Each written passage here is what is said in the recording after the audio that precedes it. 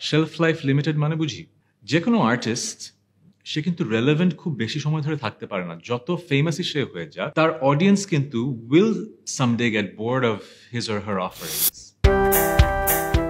গান ছাড়ছেন তাহসান, খবরটা বাংলাদেশের সঙ্গীত অঙ্গনে এক বড় ধাক্কাই বলা যায়। ব্ল্যাক ব্যান্ডের সাবেক এই ভোকালের গান ছাড়ার ঘোষণায় বেশ মন খারাপ তাহসান ভক্তদের। সোশ্যাল মিডিয়ায় এই শিল্পীর গান ছাড়ার ইস্যুকে কেন্দ্র করে চর্চাও কম হচ্ছে না।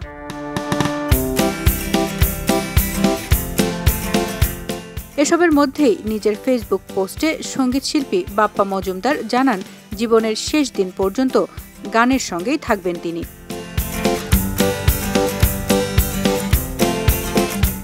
তিনি তার পোস্টে লেখেন, আমি গান করি, গানই আমার জীবন, এটাই আমার অস্তিত্ব, আমার সকল প্রাপ্তি গানকে দিয়েই, জীবনের শেষ দিন পর্যন্ত গানকে নিয়েই বেঁচে থাকব।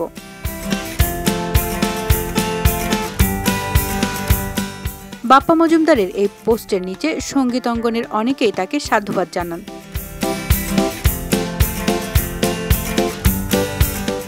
এদিকে সরকারি প্রাথমিক বিদ্যালয়ে গানের শিক্ষক নিয়োগের সরকারি সিদ্ধান্তের প্রতিবাদে বিক্ষোভ করে আসছে দেশের ইসলামী সংগঠন ও রাজনৈতিক দলগুলো। এরপর থেকেই সঙ্গীতাঙ্গনে মিশ্র প্রতিক্রিয়া তৈরি হয়। তাহসানের গান ছাড়ার ঘোষণাও এই ইস্যুতে যেন আগুনে ঘি ঢেলে দেওয়ার মতো অবস্থা তৈরি করে।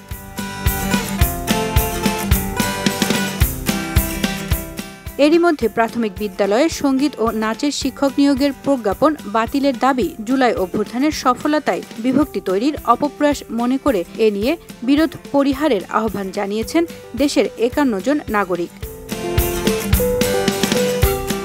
ডেস্ক রিপোর্ট, খবরের কাগজ।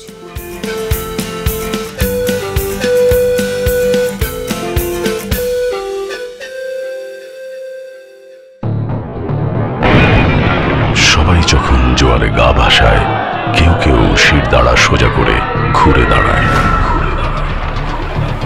সময় যেখানে প্রতিনিয়ত হার মেনে নিতে শেখায়, কেউ কেউ চ্যালেঞ্জ ছুড়ে দেয়।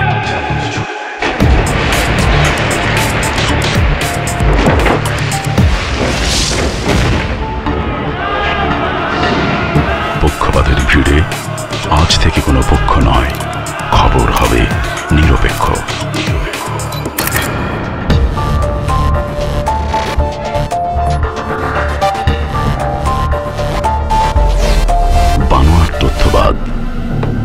খবর হবে নিখাত।